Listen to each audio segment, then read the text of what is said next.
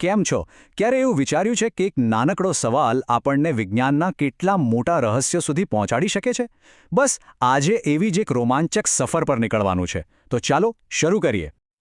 તો આ બધી વાત શરૂ ક્યાંથી થઈ? બસ એક જ વિચારથી. એવી કઈ હકીકત છે જે સાંભળતાની સાથે જ આપણું મગજ ચકરાવે ચડી જાય? અરે બસ ત્યાંથી જ આ શોધખોળ શરૂ થઈ. જુઓ, અમારી સામે કેટલા બધા રસપ્રદ વિષયો હતા. માનવ શરીરના અજીબ રહસ્યો, અવકાશની અજાયબીઓ અને દુનિયાની સૌથી નાની મોટી ઝડપી વસ્તુઓ. લિસ્ટ તો લાંબુ હતું, પણ આ બધામાંથી અમે એક એવો વિષય પસંદ કર્યો જે ખરેખર મજા કરાવી દેશે.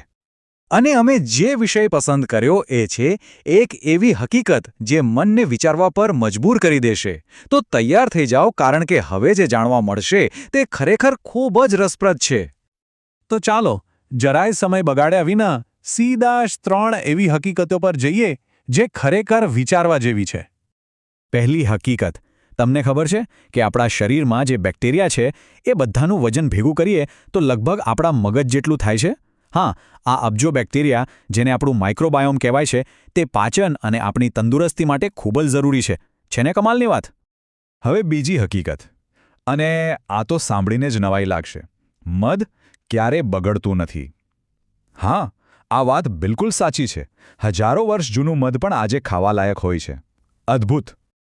અને હવે ત્રીજી અને છેલ્લી ફટાફટ હકીકત. ઓક્ટોપસને એક નહીં, બે નહીં, પણ 3 હૃદય હોય છે. એમાંથી 2 હૃદય તેના શ્વસન અંગોમાં લોહી પહોંચાડે છે અને ત્રીજું હૃદય આખા શરીરમાં લોહી પહોંચાડવાનું કામ કરે છે. એમના લોહીમાં કોપર આધારિત પ્રોટીન હોવાથી તેમને આટલા બધા હૃદયની જરૂર પડે છે. ખરેખર અદ્ભુત. પણ એક મિનિટ, આ ત્રણેય હકીકતો જોરદાર છે, પણ ચાલો આમાંથી એકને પકડીએ અને જોઈએ કે એ આપણને ક્યાં લઈ જાય છે.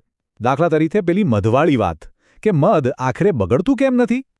તો ચાલો હવે જરા ઊંડા ઉતરીએ અને મધના આ અનોખા રહસ્યને સમજીએ. જાણીએ કે કઈ વસ્તુ તેને આટલું ખાસ બનાવે છે. આ સમજવા માટે સામાન્ય ખોરાક અને મધની સરખામણી કરવી પડશે.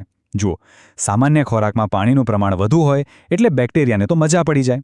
પણ મધમાં પાણીનું પ્રમાણ એટલું ઓછું હોય છે ને કે બેક્ટેરિયા બિચારા ટકી જ ન શકે, પાણી વગર સુકાઈ જાય. એટલું જ નહીં, મધ કુદરતી રીતે એસિડિક પણ હોય છે, જે જીવાણુઓને ત્યાં આવતા જ રોકે છે. અને વાત અહીં જ નથી અટકતી. મધની તો બીજી પણ ઘણી સુપર પાવર્સ છે. મધમાખીઓ મધમાં એક ખાસ એન્ઝાઇમ ઉમેરે છે, જે હાઇડ્રોજન પેરોક્સાઇડ બનાવે છે, જે એક કુદરતી એન્ટિસેપ્ટિક જેવું કામ કરે છે. એટલે જ તો તે ઘા ભરવામાં મદદ કરે છે.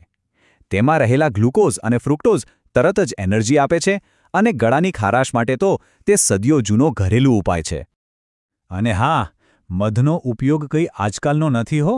પ્રાચીન સમયથી લોકો તેને દવા તરીકે અને વસ્તુઓને સાચવવા માટે, એટલે કે પ્રિઝર્વેટિવ તરીકે વાપરતા આવ્યા છે.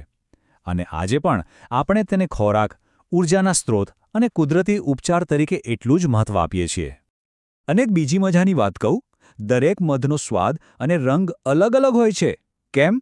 કારણ કે તે એ વાત પર નિર્ભર કરે છે કે મધમાખીઓએ કયા ફૂલોમાંથી રસ એકઠો કર્યો છે.